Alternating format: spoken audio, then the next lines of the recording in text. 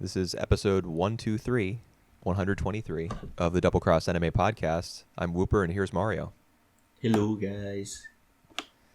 So we're doing another double feature, as we do, once or twice every season. Now that we've switched formats, so we're not doing seasonal stuff every week. And thank goodness, because of the two anthology films that we watched this week, one was like a clear masterpiece, I thought, and I don't use that word lightly. Like, straight up, I thought one of these films was probably among the best anime films ever made. And then the other one I thought was a pretty big disappointment. Which is which? Wow. You'll find out. All right. And then the manga too. What's Yeah. it called? Spirit Circle. We're going to do volume 2 of Spirit Circle after about an hour or so. All right. I do feel the same. So there is one movies that was really good, and one that just like completely forgettable for me. So Yeah. like let's see if we agree on this. I mean, I'm pretty sure we do. Well, So the two films in question, I guess we should mention, although you've probably seen from the title and the thumbnail, Yeah. they are Memories from 1995 and Robot Carnival from 1987. Two Yeah. anthology films. Robot Carnival split into like 8 or 9 different parts, and Memories just 3. So kind of a different format, but still the same general like variance in styles between each Yeah. of the parts of those films. and they both they both have a segment directed by Omori. By who? Otomo, the mangaka of Akira. Akira. That's right. Yeah, yeah, and in fact, he's been involved with other anime like Shorts. anthology films as well, like Short Piece and Manie, which is also called Neo Tokyo. So this is where he did a lot of his work in the animation industry. Yeah. Probably because so many of his works are like high concept and they wouldn't lend themselves very well to a television format. And in terms of visual presentation, he's probably looking for, to gather a lot of really talented animators and artists around a singular production instead of like being beholden to a weekly schedule like Yep. you are in the TV world. All right. So I watched some of his some of the anthologies where he's directed. So I watched Short Piece.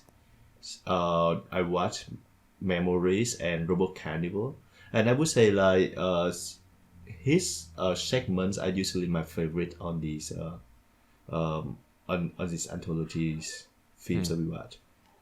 Usually. Okay. Yeah, usually. Not in every case though, because Yeah. Yeah.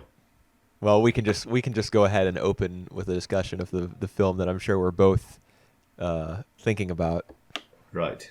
Let's do it. and that would be Memories. Memories. That's right. Specifically, the first of Memories' 3 miniature films, Magnetic Rose. That's actually very funny because like all the people who's like I heard about Memories like from other pupils, and they all mentioned about like Magnetic Rose is like their most memorable, Right. the one that like really have it. And it's come to the fact that Satoshi Kon, one of my favorite directors ever, is the screenwriter for this. Right. And I actually I thought that it was very funny because they kind of disregard the directors in this, and I thought he doing a very good job here as well. What do you mean? The director of Magnetic Of- Rose. That's right. Yeah, I would agree. In fact, I mean, I think it's possible that Kon, having seen the finished version of Memories, like drew from it in his future work, because it felt very Satoshi Kon-esque. Yeah. That's I agree. So I wouldn't be surprised if like Kon was like, if his style is not necessarily like wholly original or completely his. Which is, that's no slight against him, of course. He's an auteur, and he definitely has a style that's totally recognizable and his own. But I mean, this just proves that he's other people can direct like him, Yeah. like he Yeah. went on to do. Uh, And or thank would you? goodness, because Magnetic Rose was awesome for that reason. That's right. Or would you think that Satoshi can't be involved in this more than just writing? I mean, it's possible. Yeah. Obviously, I was not a fly on the wall during the production of this short film, Mm-hmm.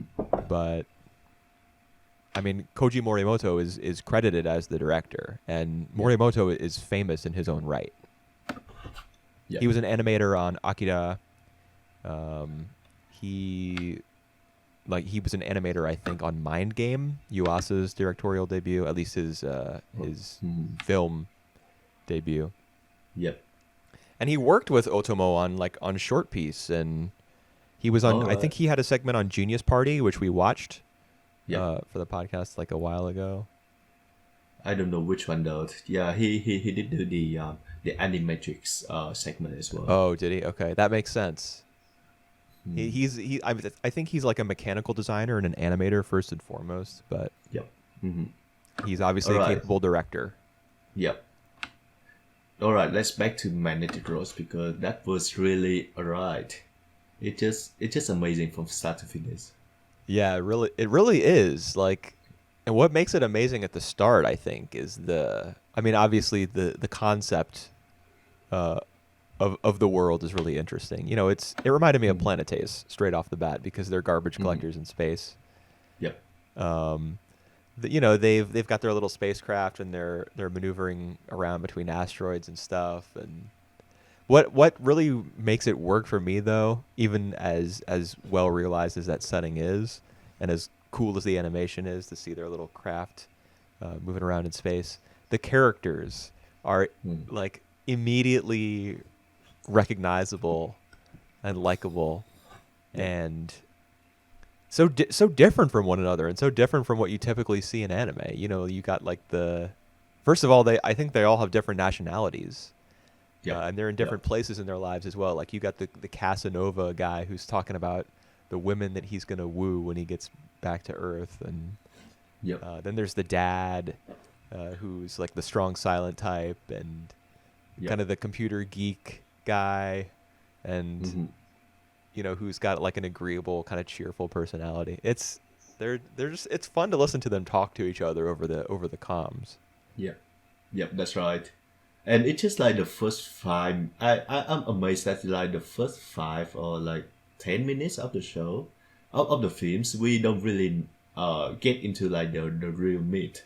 But it's more about like like establishing the world through the conversation as well and the characters through Yeah. the conversations, and they did a really, really good job. Yeah, they did. I thought it was remarkable. Yeah. So obviously this is, credit to the screenwriter whose name we've already mentioned. Um, they did feel like characters actually in a Satoshi Kon directed Yeah. anime, because Yeah. in his other works you do get characters who you feel are like recognizable and real. Mm. I mean, Tokyo Godfathers comes to mind straight off the bat, but pretty sure Yeah. that applies to most of his that quality. Can be found in most of his works. Yep. That's right. And then we get into like really the meat of the story where the two of them, Hans and Miguel, is that how you spell that? You say it Miguel. Miguel, right? Miguel. Oh my god, my Spanish, it's fading. They come into the that is the station. Yeah, it's like it's a spaceship graveyard, they call it. Yep. Yeah. Yeah. It's just a spaceship that's orbiting around like a space station, and they go there because they get the SOS signal, so they go in to investigate. And I really liked the fact that they were struggling with gravity, like Mhm, when mhm. when the elevator went down to the lower level. Yep. Miguel like had a really hard time standing upright. Yep. Yep. I Yep. thought the way that, first of all, that was an interesting concept, but the way it was depicted as well, with like him on his hands and knees and kind of one side of his body being him struggling to level himself, and the animation was really convincing. Yep, I love that as well. Because like in the big context of the story, it doesn't really add in anything to the story, but it just feels so natural. It's like it just I just amazed like how like attention to detail that is. Yeah, it is very attentive to detail, but I also think it's important to get some sense that like as the characters are descending into this other world where they're going to have these like nightmarish experiences, that you get the sense early on that something is wrong. So seeing Yep. a character struggle to like stand upright kind of sets the stage, sets the tone for what's in the future. Things are going to be thrown completely off their axis. So you actually kind of get a visual representation of a character off his axis, like tilted to one side and struggling to stand up. Yeah, interesting that you said like set the stage and set the tone, because we about to see like the famous opera diva. Yeah, we actually do see one of the characters on a stage Yeah, listening to the operatic tones of a famous singer yeah, that's who right. who draws people into her spaceship with these SOS signals. And apparently Yeah, she's been, so her name is Ava, she's the opera singer. And yeah. apparently she's been doing this. We learn like much later on in the film when what's the guy's name? The dad? Carlo, oh the dad. You said it was Miguel and his name isn't Hans. Hans. Yep. It is?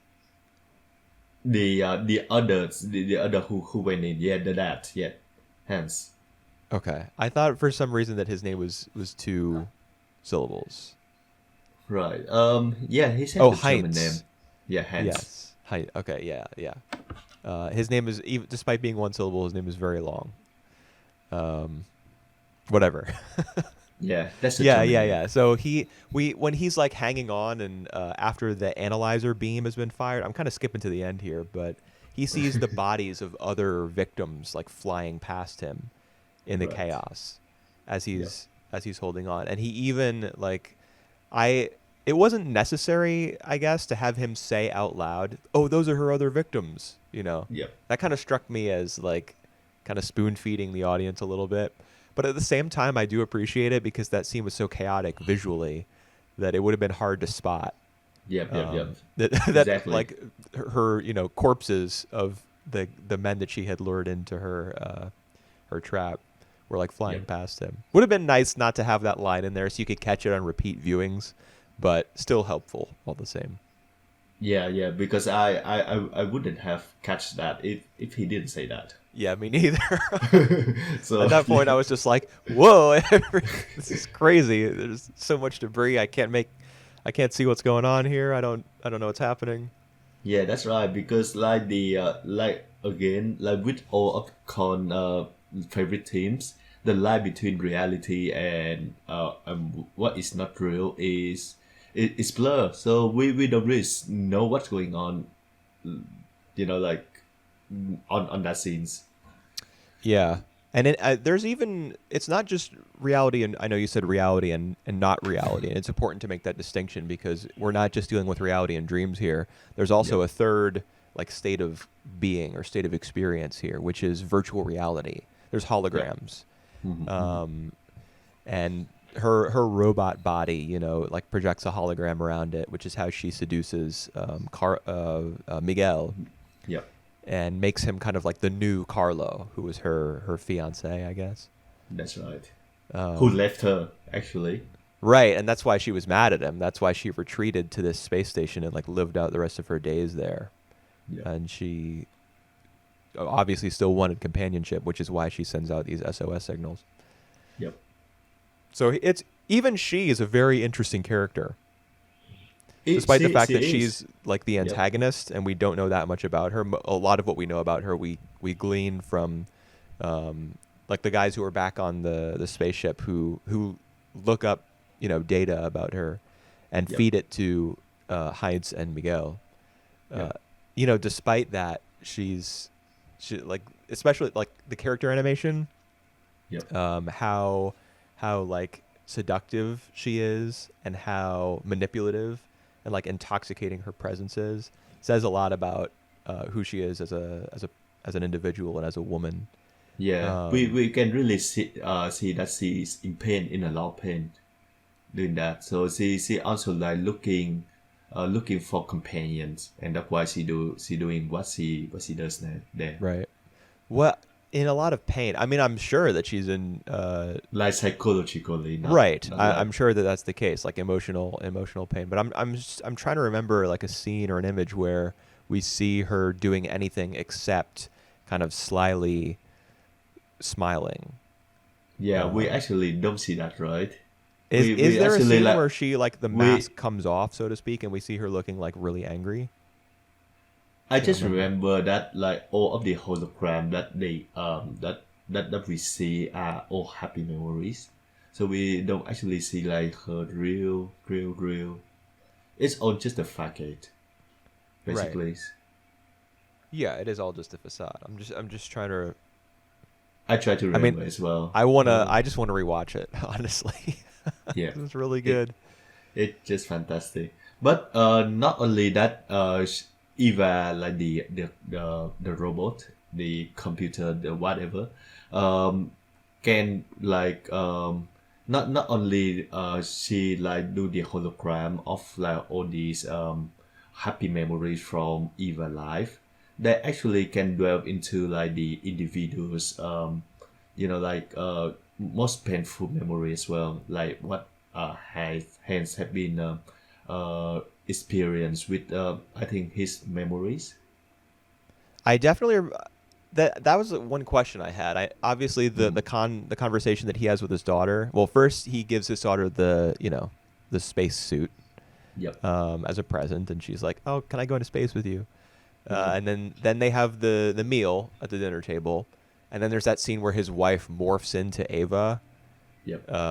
This is after he's been stabbed, I think, and so he's hallucinating, like in shock, I suppose.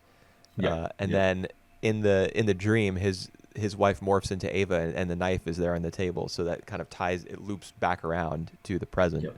where he's been Mm-hmm. stabbed. But so that was all a memory. But Mm-hmm. his daughter slipping off the roof and falling, was that Yep. also did that also happen to him in his real life? Was that a memory too? That's the man. Yeah. Yep. Yep. That definitely happened for him in real life. So she fall off and she died, but like in this version, she alive. So that's like the lure that Eva wanted him to grab hold of, and just like to take him into the spaceship with her.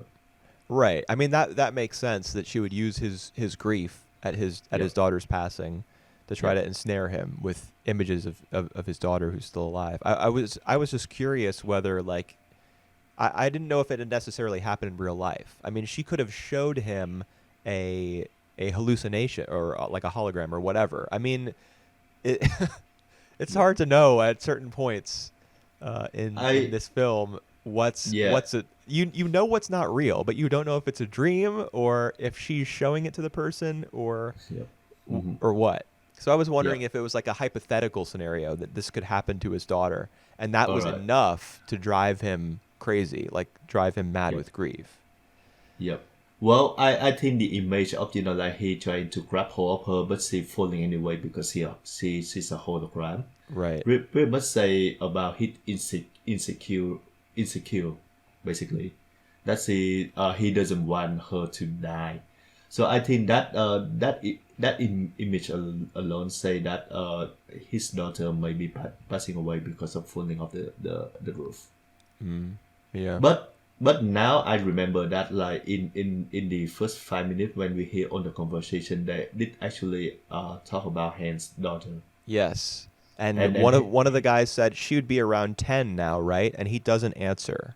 yeah, he refused to say Oh, that. she's definitely dead. Yeah, yeah, Because that's that right. girl was not 10 years old that we Yeah, saw in those she about memories. So she yep, died before she got the chance. Like she should if she were still alive, she would be 10. got that. Yep. But Hmm. the guy who was asking him that question didn't realize, didn't know. He had been keeping that a secret that his daughter had died. Huh. Maybe not Damn. as well. Maybe he just doesn't want to say that because other people know that, you know. She would have been 10, so they know that something happened to her. Hmm. Oh, you think that maybe the question was phrased in such a way that like the guy said she would have been 10? Yeah, So the guy yeah, already knew. yeah. No, I don't think so. I think the fact that he doesn't Mm, respond at all yep. is kind of an indicator that he's keeping silent about the whole issue. Like he hasn't told anybody. That's sad. Um, yeah.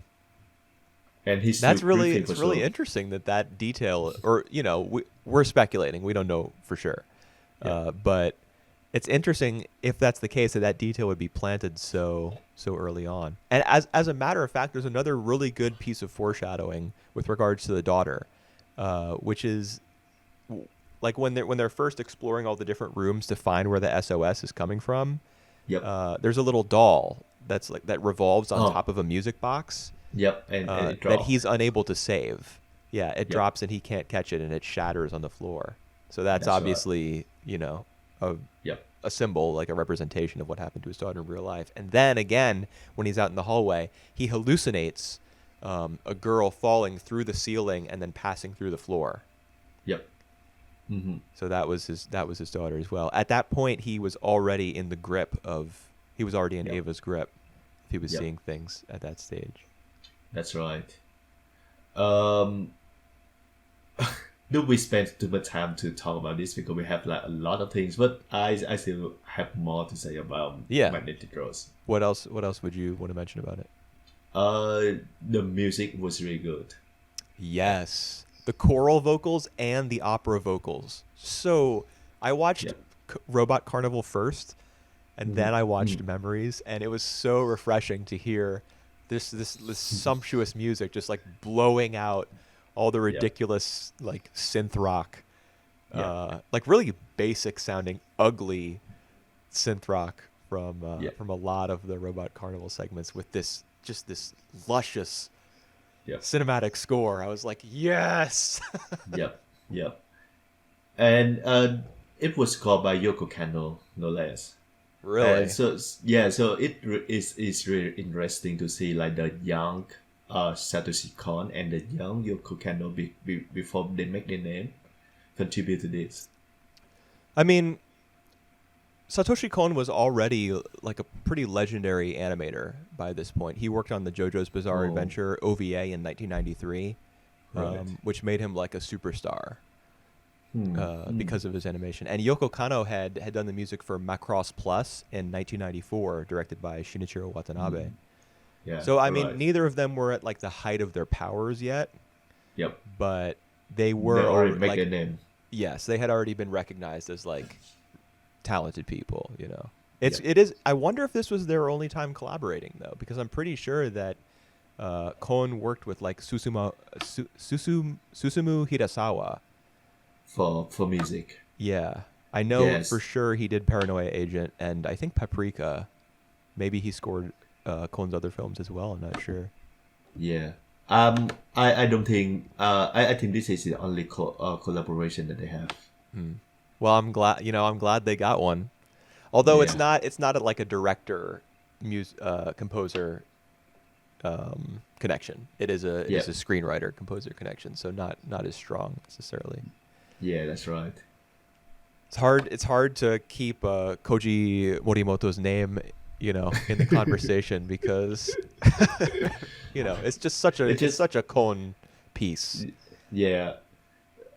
That exactly right. It just fit into all his, like what he been doing to, so neatly. It Right. just really really, interesting to watch.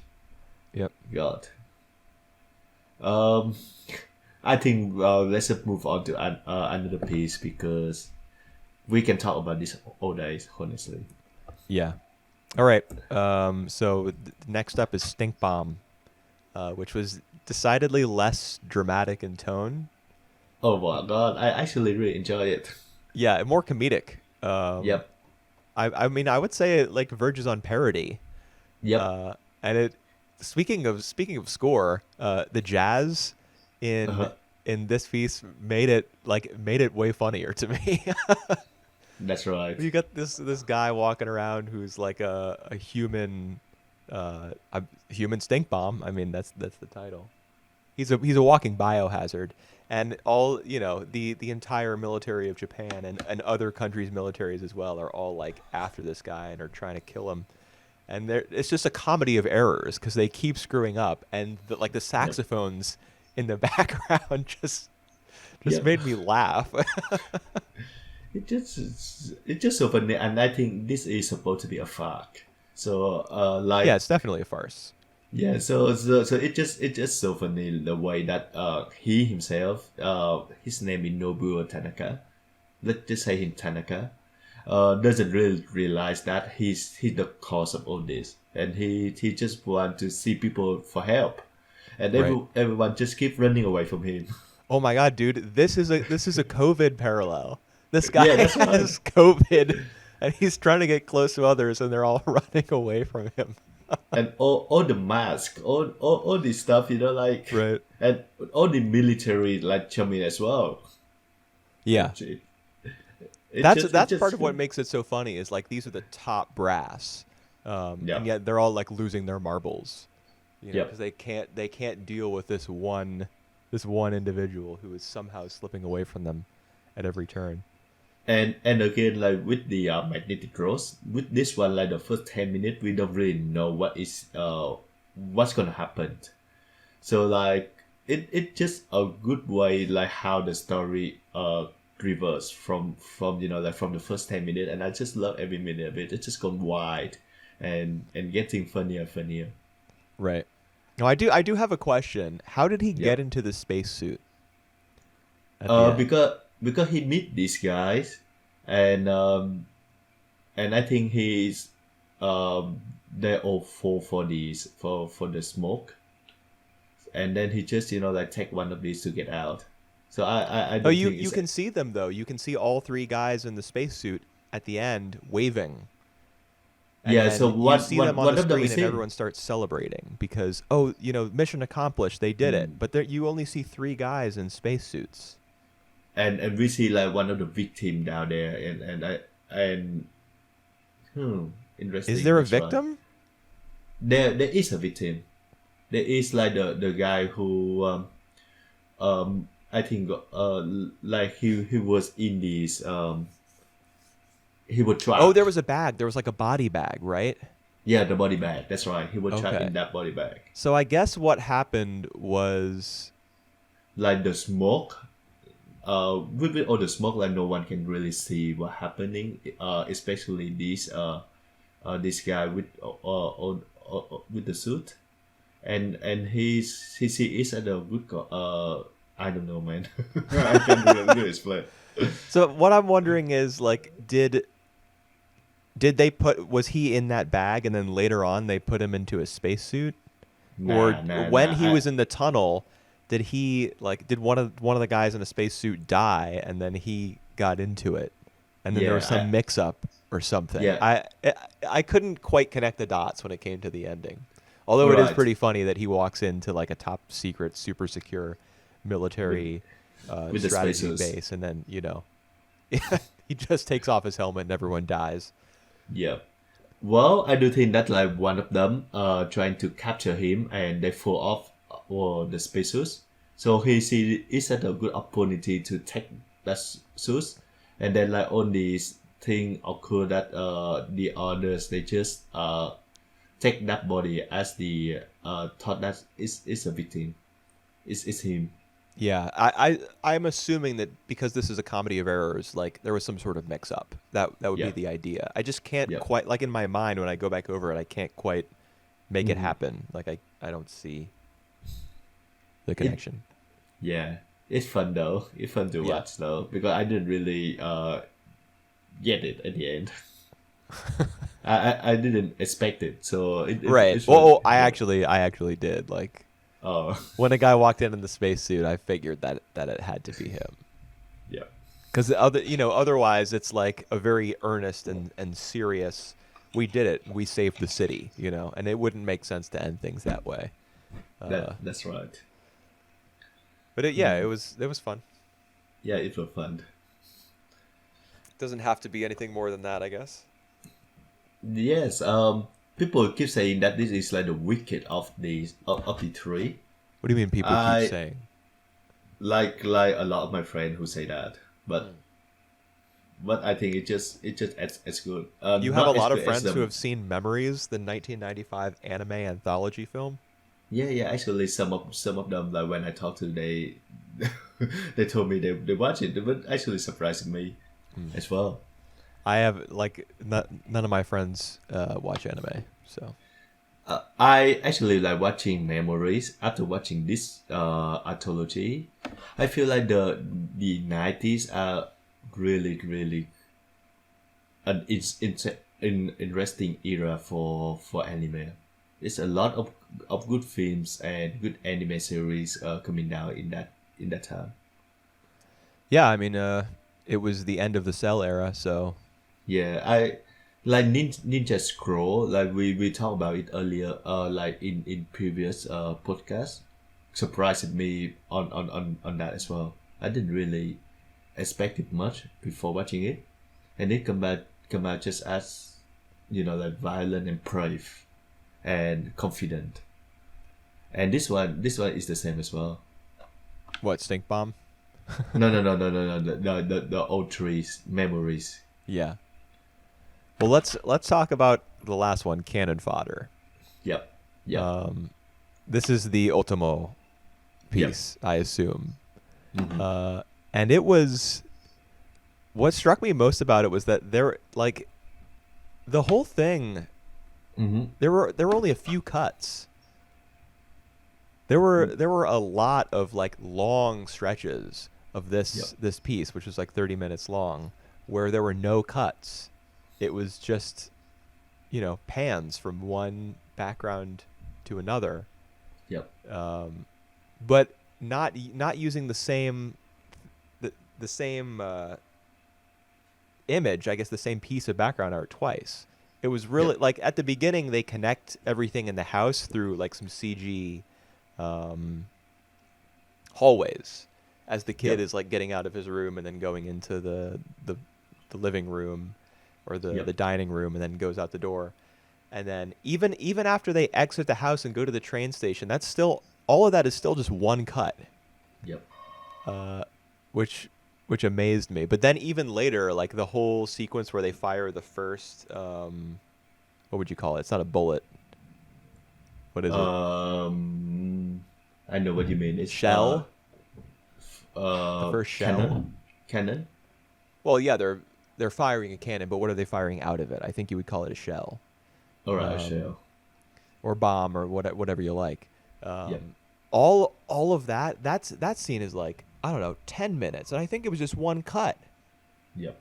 Like it was crazy. Yep. It blew my mind. Like And the they storyboarding process or the layout process must have been that extremely elaborate to conceptualize all this and make it happen. that's right. And I think that that is an opportunity for to showcase like the world building of this, and it's amazing as well. It's like another aspect that flow me away. Yeah, it is. It is really the fact that everything is cannon themed. Like all the buildings have cannons sticking out of them, even the ones Yep. that don't seem to have a military purpose. That's right. And like the whole idea that the nation is at war, and so And you get the thing on the TV. The Cannon family is like the yep. sitcom that's playing on TV, and then Yep. at one point you see the wife working at the factory as well, kind of like World War II vibes, where Yep. like women were recruited as part of the war effort, and they as soon as the cannon goes off, everyone has to like cheer and pump their fist, and you see the woman from the Yep. protagonist's family kind of nudge Hmm. her friend like, hey, Yep. get your arm up, the boss is Yep. about to walk by. Yeah. I think it's the attack to the communism as well, because like you see like on the writing it resembles of Russian characters, but it's actually in English. I It think is, yeah. I think that's interesting. That was pretty interesting. Yeah, it did kind of have a Russian look to it, but it was actually just English letters that were kind of segmented in a way that made it look Yep. like another language. Yep. Um, And the so whole it thing, because of that, the I don't think this was necessarily a critique of communism. I Just like right. wartime government. I think this could be applied even to the United States and what they did during World War II, all the propaganda that they put out. Because I think that the whole thing it just spell out USSR for me, the Soviet, and Uh, yeah, I well, suppose. I mean, I get that sense as well, but I don't want to just like make a blanket statement and say that it's a yep, critique of yep, one nation or one form of yep, government or one societal structure. I think agree, the main thing that's being lampooned here is like a nation that's obsessed with war, yep, and and every oppress people as well, yeah, uh, and brainwash the people as well, like the kid. right. So That little kid. I mean, even though the characters in this film are so ugly, yep, they all have like ashen skin and kind of bulging eyes, and yep, despite that, the kid is so cute. Just the way that he kind of totters back and forth on his legs, and the way yep, that he's so excited to become a soldier one day. He wants to be the guy who fires the cannon instead of just yep, loading it. yep, yep, Uh, yep, it's so precious, right, which makes it yep. like that much worse when you sit back and think about what's happening in this imaginary nation. Like all the kids are hooked on this idea that one day they'll be the one to like blow people to smithereens. Yep.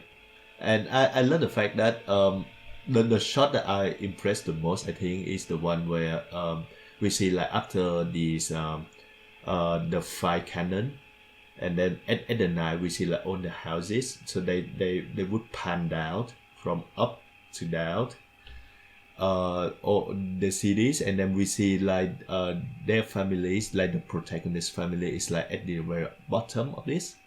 I think Hmm. it also is like speak into like maybe the hierarchy as well. Yeah, And classism. Yeah, yeah, and the kid just asked like who is the enemy, right, and no one would reply him because I don't think they know either, or right, it just state secret or something. right. I mean, that's the idea. Yep, That it doesn't love matter it. who we're fighting as long as we're fighting, and that's kind of what makes me think that the fact that the letters, they appear to be Russian, but they're actually English, Yep. makes me think that this critique applies, to Western nations like America, because America is famous for being like the world's watchdog and kind of having their fingers in the pies of a bunch of other countries. You got the Korean War, you got the Vietnam War, you got Mm-hmm. both world wars, you got the Cold War, you got the Gulf War, you got the Iraq War. Yeah. I mean, like when you learn about world hit or U.S. history in school, Yeah. uh, it's just it's just a bunch of military dates and names that you're memorizing. There's other stuff, of course, Yeah. like domestic politics and all that, but there's a lot of wars. Yeah. Well. Yep. Yep. And that's what's I going on here too. I mean, it doesn't matter so much who they're fighting, just as long as they're fighting. And during the news broadcast, you even hear, five hits were right on Yep. target and seven were slightly off target, stuff like that. But you hear a specific phrase from the newscaster saying, Want the web to be found. "Yeah, that's right." I love that. You hear him say that the enemy is moving, Right. Yeah. the moving enemy. Which I guess would be an explanation for anyone wondering, well, why do we have to constantly readjust our cannons? Why is Yeah. that necessary? Wouldn't the enemy just stay in one place? Yeah. No, they're moving, apparently. Yeah. Love it. Um, if I have like one criticism, not criticism, nitpick about this, I think it's just too short. I want to see more. Well, if you It, see more, I think a problem would arise. Like yeah, there's not wouldn't enough make much sense. context. Yeah. Yeah, it's important that it be short enough that you don't start to ask the question seriously. Right. Who are they fighting against? Yeah. Although I do wonder, what's the significance of the blue light that shines through the boy's window at the very end? I maybe this is the enemy attack. Yeah, I mean, I think there are two options. One is the enemy is actually real, Yep. uh, and they're like, they are about to attack, or this is part of the attack, something like that. Or two, this is the government doing surveillance on their own people. That makes sense as well. Yes. Yeah, the second one makes more sense given the themes of the piece, Mm. but it's also, I don't know. I think it would be kind of an interesting idea if the enemy really were like about to launch some devastating attack right at the end, and we just don't see it. Yeah. Oh, I love it. I love the way that it start and it finish like right at the same place. Right. And I love that like everything happened just like within like one single normal day. Right. Which is complemented by the fact that there were so few cuts. Yep. I Yep. mean, depending on, your, this is animation rather than live action. So depending on your definition of the term, I think you could make the case that this was all like one. It was, the whole thing was a oneer. Hmm, hmm, Um, hmm. I, d- I don't know. Yeah, It, it works really well because it's one day. It's also one take. Um, and it starts and ends in the same place. So to have it be kind of an uninterrupted sweep from the kid's bedroom all around the city and the factories and the buildings, et cetera, back to the kid's room. yep. Pretty cool. It's really Yeah. really interesting. I think this the I don't think this is the best of the three shorts, but it like holds the most intrigue in terms of its production, I think. The- I agree. I do think it's reached the level of magnetic growth. It's just magnetic growth is I respond more to the first one, but this is also on the same level as magnetic growth. Yeah, they're both very good. I mean, I think Magnetic Rose is better. I personally prefer like human drama Yeah. that has more of an emotional pull, and Magnetic Rose has that. Mhm. Cannon Fodder doesn't, although it is technically excellent. Yeah. All right. It just yeah, I agree that it's just a straight down masterpiece for me. Yeah, Memories. I think Oh so. well, I actually think that the term memory doesn't really apply for the three segment. It's just for the first one. I mean, Otomo probably saw Magnetic Rose and was like, "Hot damn, we're just naming this thing Memories." Because they are constantly talking about memories, and Magnetic Rose obviously is a huge theme of the Yep. film. So Yep. he probably saw that one and it was like, well, we're ignoring the other two. We're just gonna call it Memories because this is just too good, dude. Yeah. Well, can you think of like any like one common theme out of these three? A common theme. Yeah. Maybe like they happen within a day. This is the Do only thing they? that I got. I guess Well, I guess they do. No, I don't know. yeah. Maybe that's why it's hard to have like a title that could fit into the three shot. I mean, there's definitely a sci-fi aspect to all three, Yeah. and weaponry plays a big role in all three. Like in Magnetic Rose, the final Yeah. analysis That's beam or true. whatever they call it is, kind of the climactic event. In Stink Bomb, the weapon is obviously the chemical agent, and in Cannon Yep. Fodder, Hmm. the weapon is the It's cannon. the yep. Interesting.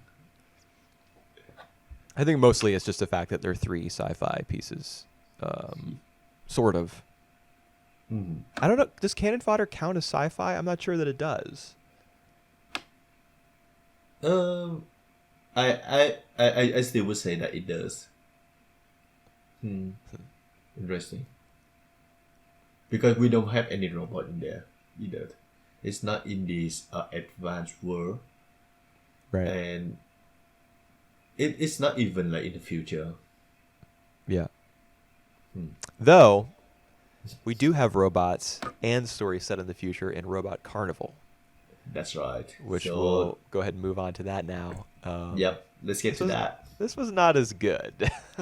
It's just a big letdown because I watched Memory first, and I was in a really high mood, and then watching this, it just I would say like the opening grabbed my attention, and unsurprisingly, this the opening and ending are also directed by Otomo.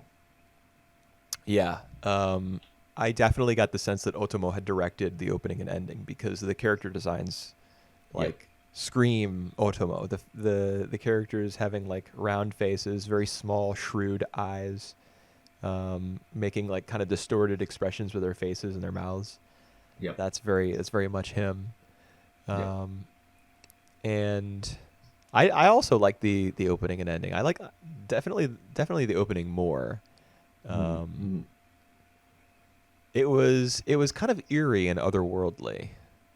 yep. Like the shot of the dancers with in the tutus. I don't know if they were ballerinas exactly, but the dancers like kind of leaping off the little stage that they were on. Mm-hmm. The bird's eye view, the overhead view of that happening looked like a view of bombs being dropped out of a plane. Hmm. Interesting take. And they did explode once they reached the ground. Yep. Hmm. So I feel like there was an anti-war slant to the opening and the Hmm. ending as well. One thing that I respect Robot Carnival as a whole is that it features very little of dialogue. I think it's just like only two segments of these have any real dialogue. Yeah, but the And two with the dialogue were two of the more tolerable ones, I I thought. agree. I agree on that. I thought some of the ones with no dialogue kind of sucked. Which let's get to one of these. Okay. All I right, mean, Frank. which one? Franken's gear? Are we going in order? Let's go in another because you don't go wrong with this. Franken's gear. I just wasn't sure what the point of this was. Like The the what was the the point? All right. The point is the scientist. He greedy and he get what he shot. He I mean, wow. he trips and falls, and Yep. so the robot trips and or the Frankenstein monster robot thing trips and Yep. falls on top of him. Yep. So is the whole thing supposed to be It's like a farce, just leading up to that moment where it's karma. karma? But what negative karma has he put out into the world to deserve this fate? All right. He creates a monster that like isn't supposed to be in that world. Says They gonna who? We don't know the we context. don't know the context. We don't know what world this is and whether there's a rule Yep. against creating this sort of monster, and we don't know why he's created the monster, and we can't infer it from the film because there's no dialogue, and most of the animation is like weird kind of slapsticky Disney looking Yep. comedy, and Well, I but just thought it was kind of, I don't know, strange. yeah, it because it's not supposed to be a comedy. It's not supposed to Are you be. sure? I'm sure it looks serious. I wrote in my notes, is this supposed to be funny or sad? It looks serious, like all the math scientist when he laugh when he's doing his stuff. It is supposed to be over the top. It's supposed to be serious and over the top. Somehow I think that those two things are like at odds with each other. Uh, yeah, it's not supposed to be a comedy. That's my point. Okay. Well, I don't know. I can't view it as anything but that. Except for the very last shot, which is what was the thing he was carrying on his back? Was that a globe? I don't remember. All He, right. you know how he kind of had that sphere looking thing that he was carrying on his back like a shell? It's supposed to be a I think the word the word shape model. I'm not Yeah, a sure. globe, right? Yeah, globe. I And at don't the know end, why the he very last carrying shot, that. it like rolls into frame with a black background, and then it like splits in two.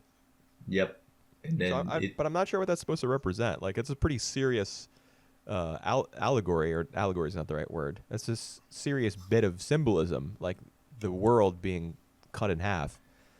But yeah, how well, is this doctor comically falling down and then his robot falling on top of him. All right. How is that? How is that representative of like the world being torn asunder? I All don't. right. I tell you this. For that bit of symbolism, this one is not.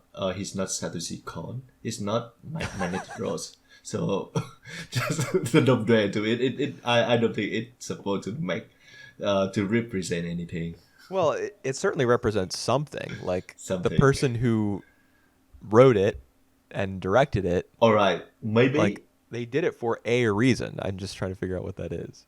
yeah, or maybe like the robot kill him, and then he's out of control because he doesn't have any like master who control him anymore. So Oh, he just wreak havoc and destroy the world. okay. I like this. Definitely not a comedy.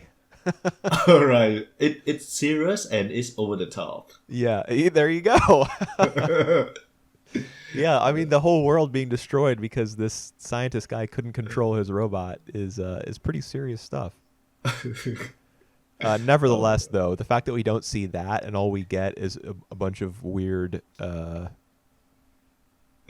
like I mean, the whole point of this, I think, is just mechanical animation. Like if you want to see wires and gears and like stuff crumbling and like breaking into pieces, that's the majority of Franken's gear. Huh. That's at least half of it.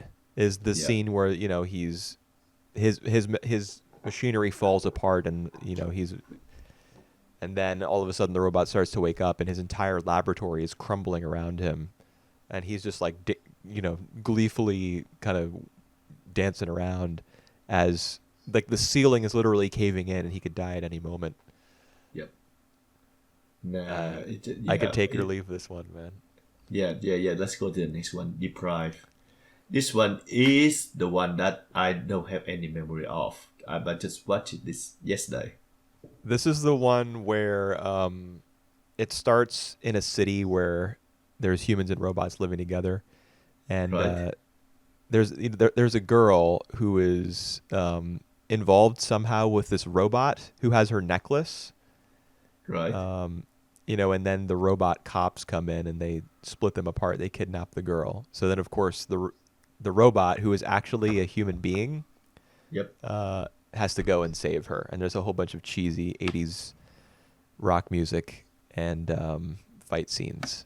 And that's pretty much it. Cool. You You know, remember like the scene where the girl's being kidnapped, you see the android's face and like they kind of superimpose a cell image of the human over top. right. Yeah. To indicate to you that they're like one and the same, although I don't understand really how they can be the same person. Yeah. Well, Whoever made this made it so that there would be like awesome fight scenes and rock music playing. yeah. Well, I was about to say that what you just described me is actually more interesting than the shot itself. But I was describing the plot, like what happened. Right. It actually make more sense than Oh. the segment itself. I mean, I think this one kind of falls apart when you start to question how the robot and the boy who rescues the girl, how can they be the same person? Like, Yeah. and I had That's the right. same question honestly about another short in this collection later on, but Yeah, I think I know what you was referring to. yeah. I mean, Deprive, I just thought was kind of pointless. Yep. All right. Some Can we? neat animation and fights and stuff, but not a lot to chew on. Yeah, that's right. So shall we get into the next one? Sure. I assumed watching this one that it would be your favorite. Yep. Well, it actually like have more story than most of all the segments. Well, it's the longest one, I think. It's the longest one too. I think yeah. It like with like 20 minutes. Like double the length of like all the shot. Yeah. Yeah. And even then, like I still not quite into it, but I like the attempt. I got kind of a Mamoru Oshii vibe Mm-hmm. from Mm-hmm. Presence. It kind of felt like Angel's Egg to me, Mm-hmm. in how slow and ponderous it was, Yep. and Mm-hmm. very like reliant on symbolism, like the the scene where he attacks. So is this a robot that he's made for himself? I guess like an Yeah. android wife, Yep. where he attacks her. You don't actually you don't actually see him push her into the mirror, and you don't actually see him like attack her with a wrench and dismantle her. Mm-hmm. Um, but what you do see is like a little toy alligator with a top hat, Yep.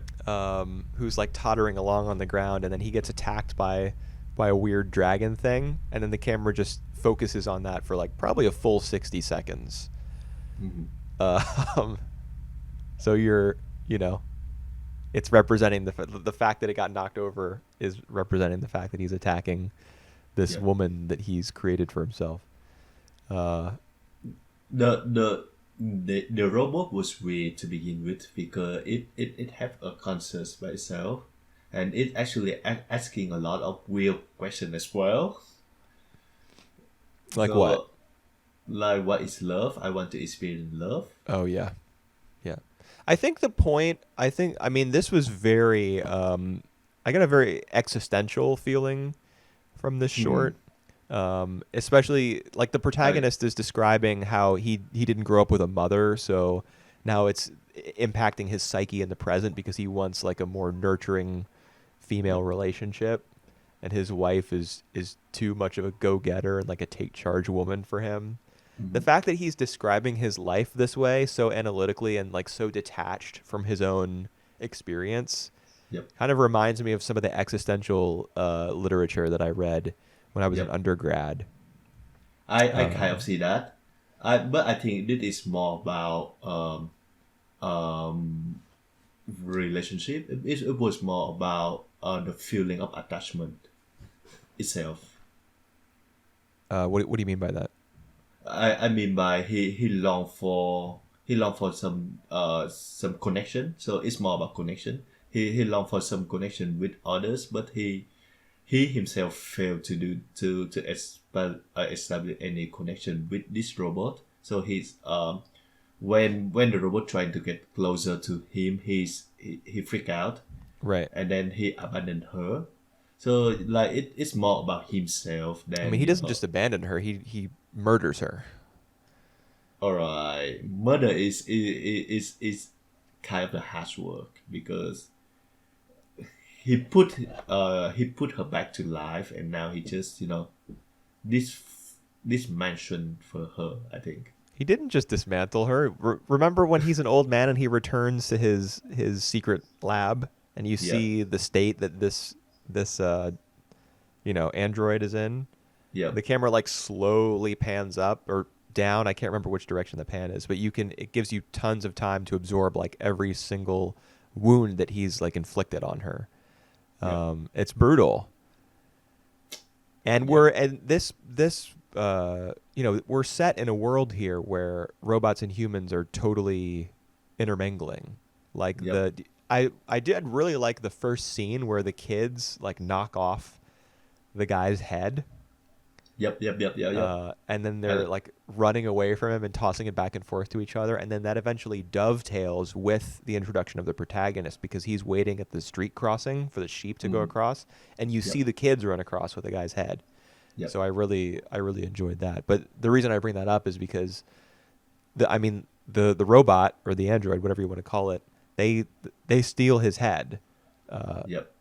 so this obviously robots are just walking around with humans, Mm, um, kind of on equal terms. yep. And despite that, he uh, utterly destroys this woman that he's created for himself. And Yep. I mean, yeah, it's when I was talking earlier about detachment. That's what I mean. Like when you say that he fails to establish a connection with her, Mm, he creates this woman so that he can connect with someone. But when Yep. she expresses her desire Mm-hmm. to know what love is, he's turned off by that. Like Yep. he only wants to connect with another person or another being on his Mm-hmm. own terms. If he can't do that, he's just gonna like freak out and lash out. Mm-hmm. Yep. That's right. That's right.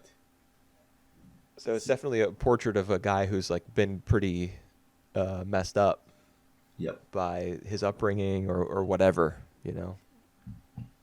Yep. And then, like at the end, he actually left with her, and left the wife behind. Yeah. It, Yeah. This I, career I woman who was, I just do too strong for him. I do think that this shot is related to the spirit circles. This volume that we were watching as well, where we were reading. Related to Spirit Circle. Yep. Remember the one of the timeline where the main protagonist, he's just looking over the seas, and Yes. Yes. and then the dead wife just told him that like you left the one you love across the sea, so you always come looking for her every day. This is kind of the same, like he's at the old man just sit over the bench, just looking for the girls to come, the robot girls to come and take him. Right. To just like spirit him away, I guess. Yep, yep, yep. Yeah, of course, like if you're thinking about it in literal terms, it's not clear exactly what happened. But I think the general idea, like thematically, is that he was, this robot that he had created was his one chance at love. Yeah. But he wasn't able to take it because he was too afraid or too, I don't know. He was just Yeah. unwilling. He was unwilling to accept the love of another person who was like an active participant in the relationship. Mm-hmm. So being older, like all of this happens as a young man, and now in his old age, he's probably recognized his mistake, and he's waiting to be taken away. He's waiting for his reckoning, essentially. Yep. All right. Let's get into the next segment then. Starlight Angel. Wow. So this is the one where I also have a question about how the guy at the end is the robot who saved her, but it was all a virtual Alright. reality ride, or maybe also a dream. I don't. I was just confused. Yeah, it the amusement park to begin with. So like Yeah. everything that happened in there is, I think, supposed to be not real. So I'm not sure what the girl has been experiencing through, like with that big robot. Maybe like it's just out of control or something. But let us say that I like the act, the characters design. It looked really 80s, but it looked Yes. a good 80s for me. It did look very 80s. Which is fine.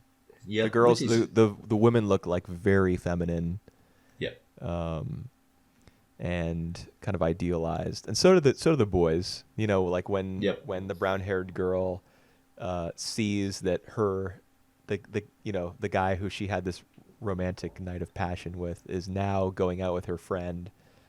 That guy is like devastatingly handsome. So of course she would be mad. Like, are you kidding me? Losing that dude, yeah. having that taken off the table, I would be distraught. I Um, think I think out of all these segment that we watch, this one have like the most problematic message, because Problematic message. What is that? it's about a girl who wanted to be saved by boys. I mean, Deprive was exactly the same way. The guy has to go and save the girl. All right, but this one is more platinum about this. Like this girl, he's heartbroken about like having her friend dating the ex, her ex, which like in no way that should upset her that much, you know. No, no, no, What? no, What no, if no, she no, really no. likes Sorry, this sorry. guy? All right, right. I phrase it wrong. Let's rephrase it again. It's her upset shouldn't affect their like her friend and that guy relationship. I mean, But why but not? but no, like just because you know like Just because. it's the past. But Well, maybe not for her emotionally. And we don't even know well, when she had this night with this guy. Or maybe they were actually together. I mean, he just, gave her this locket, right. that's and then he turns around and starts going out with her friend. All right, right. Let me get back to the point.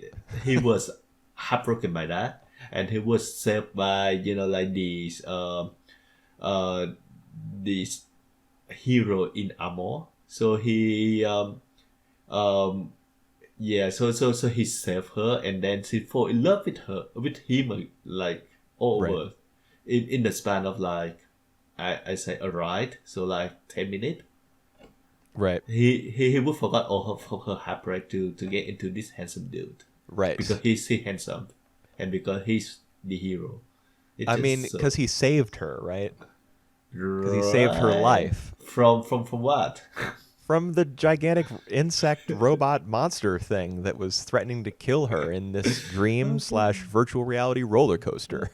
All right, yeah, that made a lot of sense. Yes. I mean, I don't have a problem with uh, stories where there's a girl who is saved by a guy and then she like falls for him, you know? Right. If every time you see something like that you're going to be like, "No, this cannot be."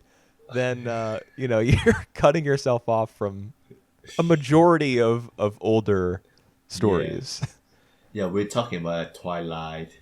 We're talking about what else? A lot. Sleeping Princess, Sleeping Princess, Sleeping Beauty? Sleeping Beauty. Where the Yes. prince has to come and give her a kiss. Yeah, well, I mean, just in general, like women, being in perilous positions and needing to be saved by Yeah. masculine heroes.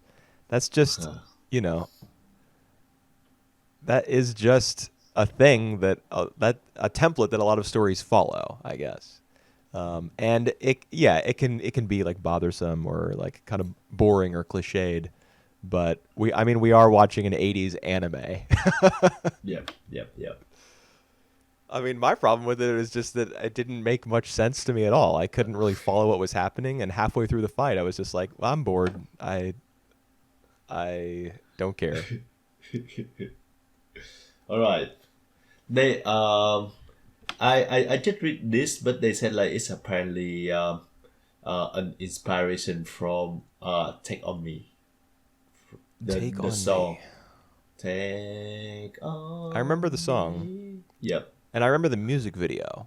Yeah. So And that was influenced by that music video. well, I am, that's terrific for whoever directed this, but the music was nowhere near as good as that song, and the visuals were certainly nowhere near as, like sketchy Yep. and kind of evocative as that It music video. it's So, yeah. It's the anime version. well, it's No, it's not as good. it isn't worth it. All right. Next one. Cloud. Cloud. Can we just Oh what? my god! It What's just the make point of no. this? It just make no freaking sense. Actually, it makes sense, but it's just like a boring a walk. We see like some character walking for like 10 minutes, basically, with Right, and what is these. he walking through? Like, is it the evolution of like the history of the world and the universe? I think. I would say that way that what they attempt to. For me it's just like something just repeatedly, you know, appear in the background. I don't really care. The only part that I that really grabbed me is when the wind, the girls notice him. Like the angels who are kind The of angel. half in the shape of cloud, half in the shape of like a humanoid Oh, kind of so maybe person. see the cloud. Yes. Yeah, yeah. I thought that was kind of the idea was that like you see clouds at every point in the history that's being depicted in the background. The robot's walking in front of it. There's always clouds. And so I think the idea is like when you see the angel at the end and close to the beginning as well, you see the same angel. Yeah. The idea is that clouds are like a constant throughout time and space because they're sentient beings and they're always like watching over us, Yeah. kind of. Well, It's very very like high-minded and yeah. I yeah. think it's supposed to be like he walking through on the evolution of the humankind. Evolution of Witness, humankind. There are yeah, hardly any humans in this thing. witness all of these, the high and downfall. But the thing is, it just happened in the background. The background is not as that's detailed to begin with. And the second problem is that he isn't really like directly involved to this. He just walking. He doesn't even look at this. So like, why do we care about all this? I mean, he is impacted eventually by like By there's the some angel. kind of well, there's that, but there's also like when the lightning is striking and like the rain is pounding down, you can see that he kind of like huddles up and tries to protect himself, and I don't know. He interacts with the background a little bit. I mean, it is mostly just him walking and stuff happening in the background. I think the art's really cool. I like It the is art. cool, but it's not good enough to hold me to be stretched out for like 10 minutes for this. I thought this was way better than Starlight Oh, Angel and Deprive and Franken's Gear it and de- another one of the shorts that we're going to talk about in a second. it definitely is, but I still don't see the. All right, I see the point, but I think it's a fair attempt. Well, there's just not a lot to grasp onto, you know. Yeah, they don't expect us to watch something just walk out in the like ever changing. It's not really that changing as well background and expect us to be hooked for 10 minutes. Yeah. Yeah, yeah. There just wasn't enough here. That's the response that I want to hear. Yeah, it was okay. Whatever. All right, How about next. Strange Tales of Meiji Machine Culture: Westerners' Invasion? That's a long name. Yeah. Apparently, in the localization originally, and whenever that happened, it was called A Tale of Two Robots. Actually, this is the one where I watch. They said Ah. just a tale of two robots. Okay. Yeah. I mean, in Japanese, the title is Strange Tales of Meiji Machine Culture: Westerners' Invasion. Because a Westerner invades, and he's talking in weird, like slightly Germanic English, which made it hard for me. I mean, I'm a native English speaker, and there were certain points in this thing where I had to close my eyes and concentrate to understand what he was saying. Cool.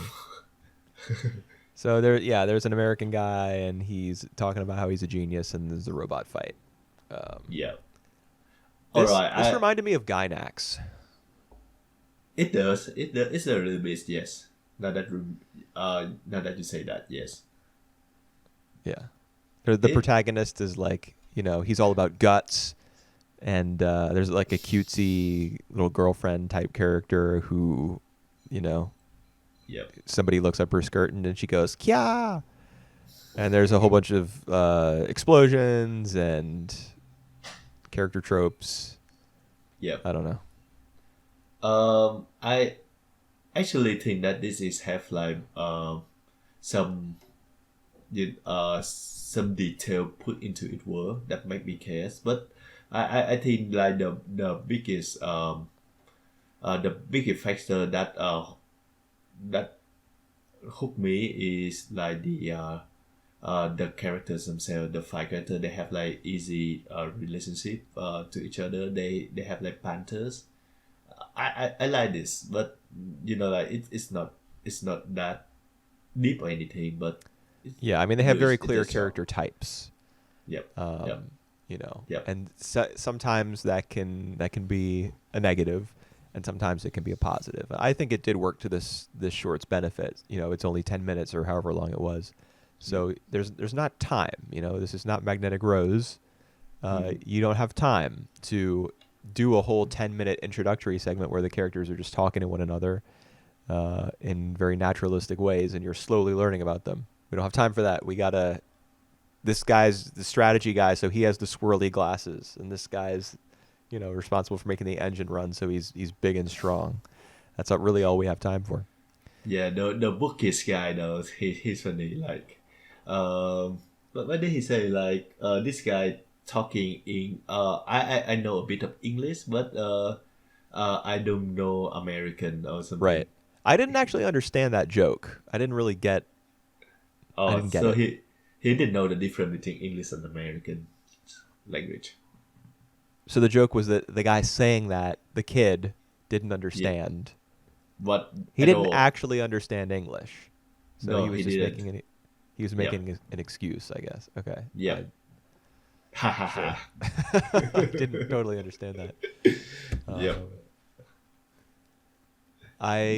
and at the end they save the day. I mean, what else is there? What else is there to say, Uh, really? I they don't. said that they also like they're wrecking all the town Right. in the process, which is something that they did before, but I don't know why like why in this like Western guy he's where he's from like he just randomly pop up here and he want to invade.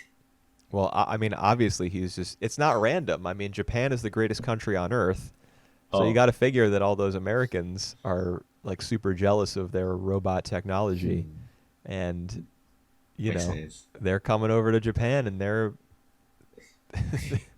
they're trying to steal our robot technology. I don't know. Oh, makes It's sense. just all a setup for a robot fight, Hmm. and it's kind of interesting. The fact that the two robots are not state of the art, they're kind of like held together, scrap piles. Like the batteries. There's that little room that you see of the Westerners robot with all the like barrels and crates hooked up to each other with wires, and he's like, "Oh no, Yep, the batteries are dead."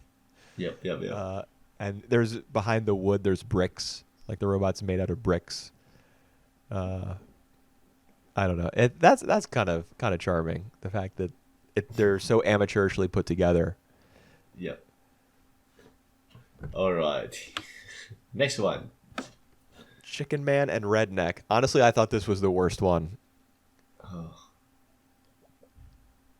yeah. All right. I agree with that. I just there was I didn't understand. Like, not only was there no context for what was happening, but not even the incredible animation could save it, because by the time we got 2/3 of the way through, I had completely lost like geographical context. I didn't know where we were in the city.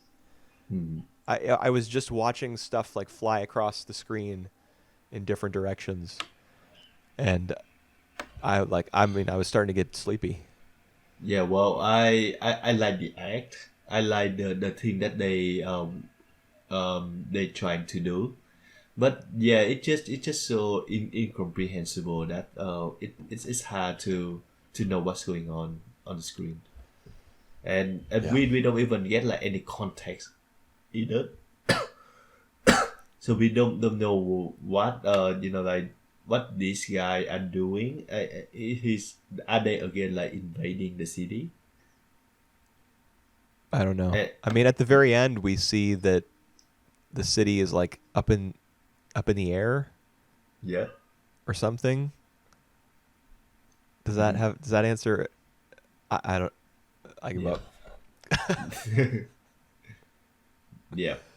I don't know. Like they didn't have time to tell a story about like, so obviously Chicken Man was the robot thing who was turning a bunch of other electronics into like sentient weird insectoid Hmm. uh, machines or something, and they were all chasing around this guy with glasses. I think he had glasses. Maybe he didn't have glasses. He drunk. That's Yeah, for yeah, sure. yeah. I guess he was. He was passed out in an alley. I, Um, I I do think that the concept is that the main antagonist he can turn these robot into that shape, into monster. right. There's not really time to learn what his motivation is, but I mean, you can. I, that's not that doesn't make it impossible to like tell a story, you know, Yeah. like if perhaps the drunken man in the alley hadn't woken up like 2 minutes into the short and then we start following him, if it had been him from the beginning, and if we Mhm. had like if the direction, if it had been laid out differently, if we had gotten his perspective as he moves through the city on like a ground level that he's obviously familiar with, you know, and he's taking shelter in one location, and then, you know, the chicken man turns a bunch of electronic stuff into robots that attack him, and then we see him make his way through the city to another place that is like a logical hideout. And Mhm. I think we did get that for a while at the start, but by the end, like all sense of like progression from one set piece to another. I mean, you can't even call them set pieces. It was just Mhm. chaos. It was just like complete visual disorder. Yep. Yep. All right. So at the end of the day, I think it's just our presence is the one that stick out the most for me, and the openings. All Yeah, of the other are pretty like disposable. yeah, I think so. Um, yep. I mean, That's just Memories 3, Robot Carnival 0, I would say is yep. the final score. Agree with you completely on that. You know, There's a reason why memory is more memorable yeah. to the audience than like Robot Cannibal. Well, I never like to say stuff like that All because right. Yeah. the greatest anime ever made could have been watched by only 1,000 people. Mhm. Whether or not something is any good or whether you like it doesn't really have to do with how big an audience. I Yep. mean, Demon Slayer the movie has just become the most successful anime of all time, so that tells you what you need to know right there about the correlation between like mass audience appreciation All right. and the I work gonna say that itself. though. Yeah, I gonna say this though. I'm planning to watch that movie soon when it All comes right. to theater. Okay. You'll have to let us know uh, whether all the hype is justified. All right. What was that voice? I'm not holding my breath on that one. Oh, I see. Yeah. All right. Well, let's get away from this topic and talk about Spirit Circle, All Volume right, 2, Spirit. chapters 8 to 14. Yep. All right. So I told Booper before this that I read this like last week on Monday, I think, because I want to see what happened next. Oh, okay. Uh, and so far I think it's still pretty good. It have like some drop that I'm not keen on, especially like it come to fan service. Yeah, I But think apart this from is. that though, I think it just in its DNA. So Yeah, yeah. We talked about that 2 weeks ago a little bit. yep, I mean, don't read my that. Mizukami, that's just, he likes panty shots, and he likes uh, Big boop. sexy girls with big boobs. Like, that's, and a lot of people who make anime like that sort of stuff. I mean, a lot of anime seems to be made for, like, by uh, social recluses and weirdos and oddballs for an audience of the same people. Yeah, So, but yeah, how you find the story? uh, it was good. It was fine. I mean, it's not Spirit Circle is really not grabbing me. Um, Right. this the setup is it's pretty interesting. Like the guy has 7 past lives. He needs to experience all of them so that he can, I don't know, get to the end and figure out who he really is. Um, Yeah. I think the myth here is that like their original story, which is supposed to be a Futa. I just keep their present name for now. So Futa and Coco. Where they are where Futa is like the most one of the most talented magician, I think. And now Huh? we learn that it's not magician. Like he was he was really famous. He was really smart. Oh, are you talking about floors? Yeah. He's an architect. Is that what you mean? Yeah. All right. Yep. Yeah, he's like an architect. He's like an engineer. Yeah. And now we learn that in volume two that there is some event that change their fate forever. That make of Futa and Coco just like keep killing each other Right. I and mean, we other already life. knew that something had Yep. happened between them in the past to create this, like, this cycle Yep. of bloodshed and hatred Yep. and blah blah blah. And that's And that. I mean, that's interesting. It's interesting and all. Like, I would like to know what the mhm. deal is with him and Coco, but Yep. I can tell that like it's going to be a long time until we get that answer. And That there's really nothing that's happening in the present day that is gripping me. Like is Futa it? is just, yeah. I mean, who cares? Like he's just uh, some kid, and the story's a little bit too cute about like his yeah. relationship with his friends and Coco and the Yeah. other girls and stuff. Like I don't know. I don't feel like a lot of good work is being done with their characters in the present day. When you're in the No. past, I mean that's fascinating and everything, but you know the whole time that you're reading that you're eventually going to get sucked back to the adventures of like high school lead number 5751. Hmm. All right. I think I see your point. I do think that the relationship between Futa and Coco is still interesting right now. For like it is a love hate relationship, and yeah, I'm still interesting to see like what behind all this, Yeah. and if even like how they progress.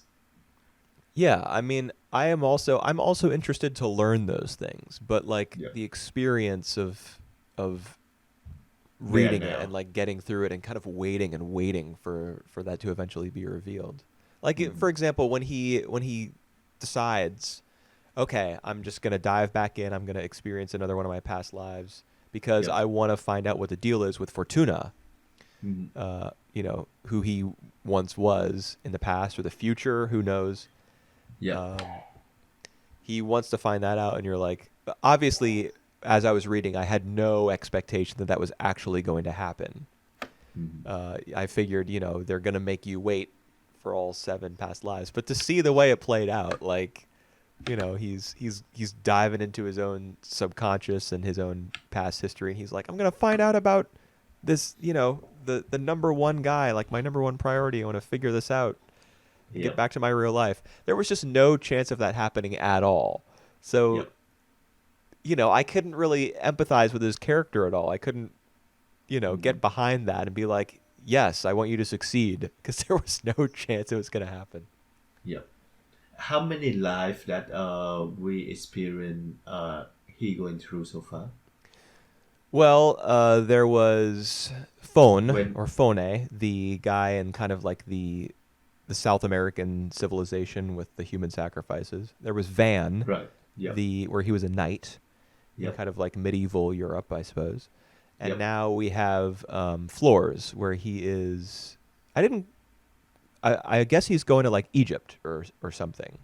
Yeah. That I think that's supposed to be a mix between Egypt and Greek. Okay. The way he wears like more Greek than Egypt, but he did building a statue, Sphinx. a springs. Yeah. That's right. Yes, and everyone calls him Mister Sphinx or Sir Sphinx and stuff, and Yep. that makes him mad. Uh, I didn't totally connect with his character, like, and Right. I like the enmity between Futa and Coco during all their past lives, like they're killing each other and they're like they're directly opposed to one another. In this one, she's just kind of like, a benevolent sage who is getting on Hmm. his nerves by summoning him, but they're Yep. they're not at each other's throats. Yep. Um, and so And when he returns to his hometown and he like has regrets about what happened there, and he has regrets, and he doesn't like the way that the people in his hometown address him. It just felt like his Uh, whatever grief he went through, it didn't feel as like earned, I yeah, guess. I think that's supposed to be the opposite of the lifetime where he was a knight, because on that timeline he was nothing. He's he just a drunken old man, but he has friend and he live a happy life. This one though, like he was famous, but he still think that he looking for something, and I don't think that he could call this a happy life. So I think that's supposed to be just a contrast with his Mm. previous life. I didn't make that connection. It's a really good point. Yeah, they are kind of opposites. Yeah. So I'm rather interested to see like what Coco that life what she had been through. So I think that's gonna be the topic in volume three. What do you mean? What do you mean? What Coco has gone through in which life? In the Egyptian life, I We think already her name know. She is already she already uh said. what did she say though? She tells him that, you know, she's Roka, the seer. Yep. Her Mm-hmm. father, Alvol, brags about the Sphinx and, like, you know, how it represents the enlightenment of his people. And Yep. then the king hears about this and doesn't like it, so he executes everyone in their tribe or their Oh really? village. He Yeah. did say that? She did say that? She said that in the present. Yeah. Oh, because I miss all that. Huh. All That's right. chapter 14. Did you read chapter 14? You remember the very last panel is like Futa kind of worrying because he's losing his sense of self. Like he writes down somebody else's name on his test and his teacher asks him about it. Huh? Okay, you didn't read chapter 14, I guess. You don't Hold on, remember this. because I have like all these. All right, I just trying to chapter 13. Yeah, it's No, chapter 13 14. is interesting because my volume it just stop at chapter 13 Oh, I see. Okay. because I read it by column by volume, Right, and so am I. the next one yeah, yeah, so the start of my volume 3 is chapter 14, so that's Gotcha. why I Okay, miss it. well, spoilers. All right, interesting. Well, sorry. I mean, you said you were so interested to find out what happened to Roka. Now I know. Now you know. Yeah. Um, there you go. Okay. So yes, now that you know, I mean, it's he kind of gets off. I mean, getting off easy is not the right phrase, but Yeah. like he has suffered. Like Futa in his past lives has suffered. Like when he was Fone, he was decapitated.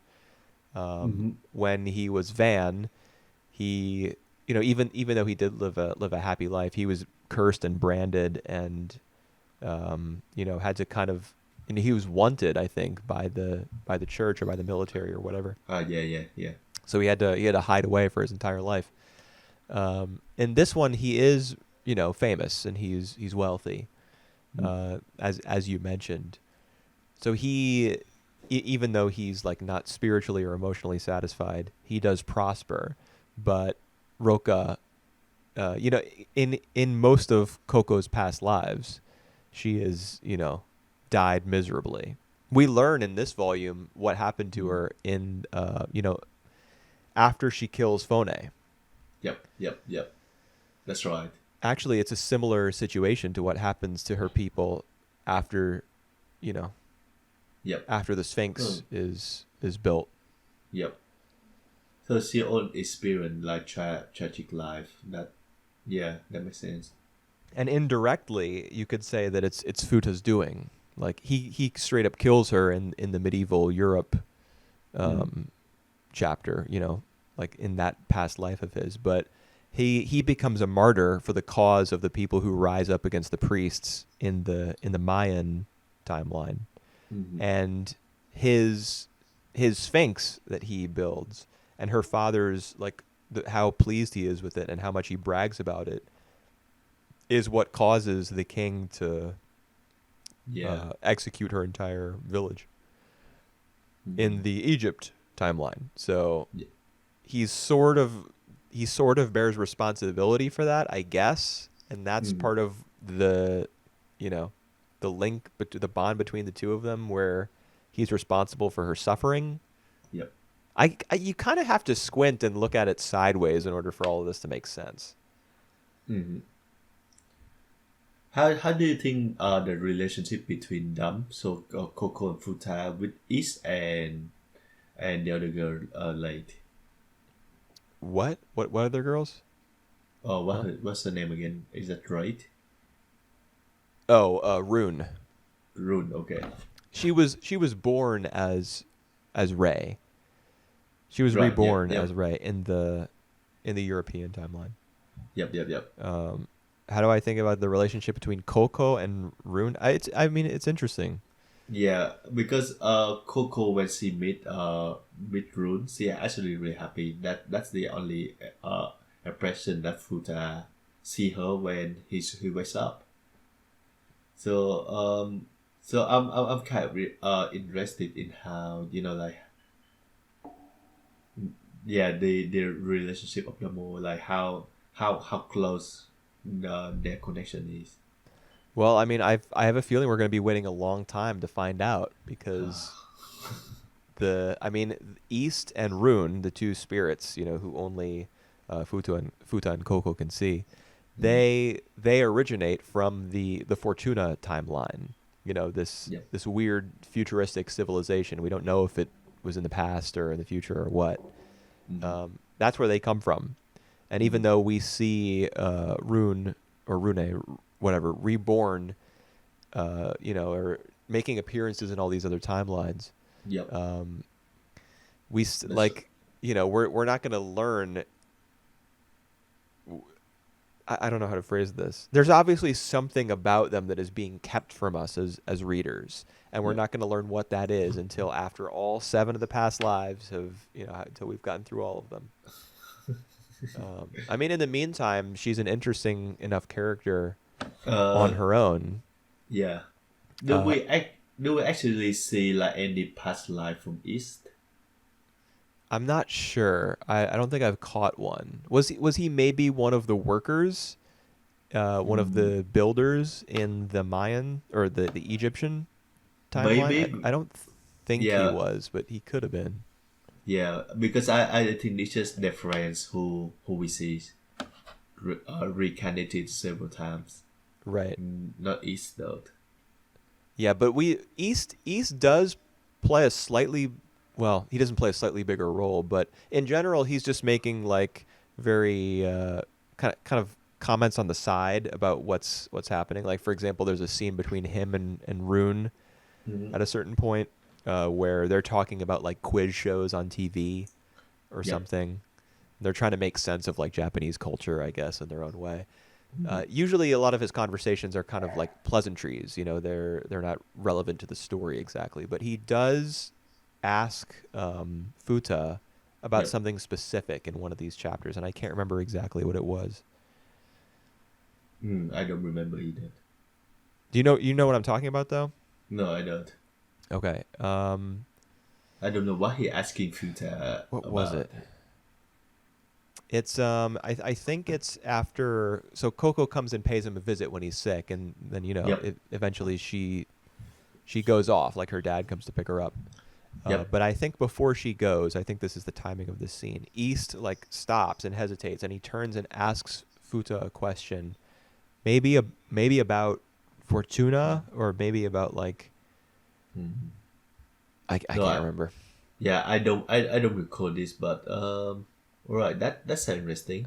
I kind of got the sense from that little conversation, because this is the first time we've seen East with like a more serious facial expression on, and that we're actually seeing him like questioning Futa a little bit, Uh-huh. um, and kind of being interested in like how much progress he's made so far. It kind of makes me think that East is like a villain, Huh. and he's kind of feeling out how far along in the process Futa has gone. He's keeping tabs on him.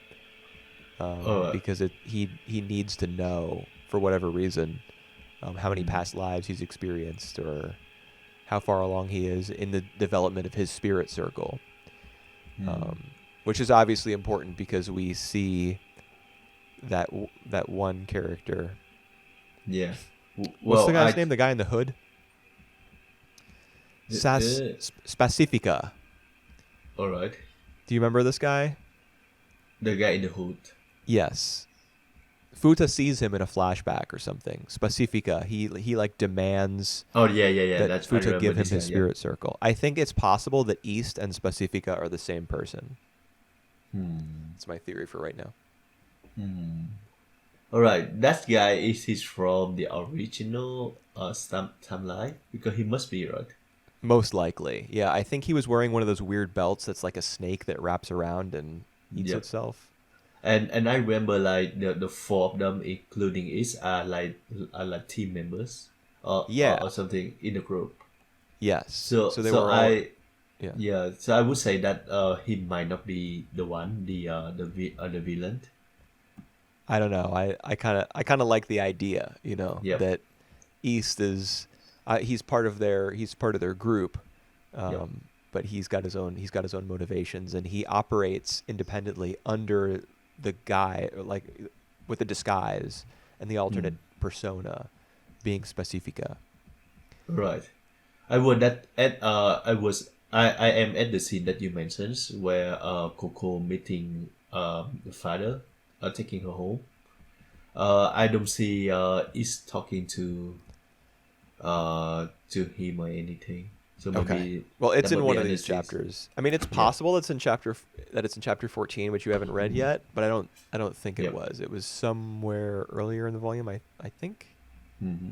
I'm scanning my notes right now, and I didn't actually write. I remember it very clearly because I read it just hours ago, but I didn't write it down. Right. Okay. It's in there somewhere. Yep. But it was notable to me that East actually spoke out, like he spoke up and questioned the protagonist, Mm.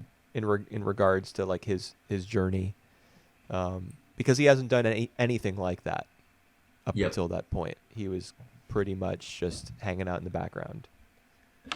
And while reading this, I found that like it just this one it just have like 6 volume. It could make a very interesting anime adaptation, but I don't know why that haven't been uh greenlit yet.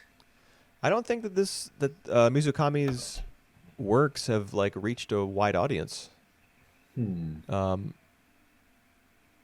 I mean, I don't know what magazine they're published in, but it's definitely not shown in Jump. Yeah. So it could All be right. like one of the less popular. Yeah. I looking at it. It's Young King Hours. Yeah, I don't even know what that is. I've never even Yeah. heard of that. Like that's not Weekly Shonen Saturday No, it's not. or any. Yeah, so I don't know. Hmm. I guess they're just obscure. I mean, you hear about Lucifer and the Biscuit Hammer all the time from manga fans, Yep. but Yep. the anime. This is probably not the case in Japan, but in America, like the number of anime fans just totally blows the number of manga fans out of the water. Yep. Yep. Yep. So Right. I guess I don't know. Yep. I don't know. It's probably not even that popular in Japan if they're not making an anime out of it. Yeah. But you got to figure that eventually they'll do it, right? He got Eventually. his foot in the door with Planet With into the industry. So Yeah. eventually Lucifer and the Biscuit Hammer anime probably going to happen by like 2030. I don't know. Hopefully. Let's see. Because it's just 6 volume, and I would imagine that for 1 volume they could make like 2 episodes out of that, so we have like 12 episodes. Easy. Yeah, perhaps. I don't know. For now, though, we're just going to keep reading the manga. We got 4 volumes left to go. Yep, that's right. Invested to read this. So what next in our postcard, Whooper? We got to figure that out. We're definitely doing Volume 3 of Spirit Circle in 2 weeks, but as for what else we will watch or talk about, we don't know yet. All right, I I don't have have a plan. I have one suggestion, so we could do that after the podcast. Okay, yeah, we'll talk it over and we'll figure it out, and we'll be Yep. back in 2 weeks. All right. Nice talking to you, Whooper, and it was memories that was really good watches, Yeah, guys. we made some good memories today. Together. Yeah. All right. That's so I'm, weird. I'm out. All right. See you guys soon in Bye. 2 weeks. Bye.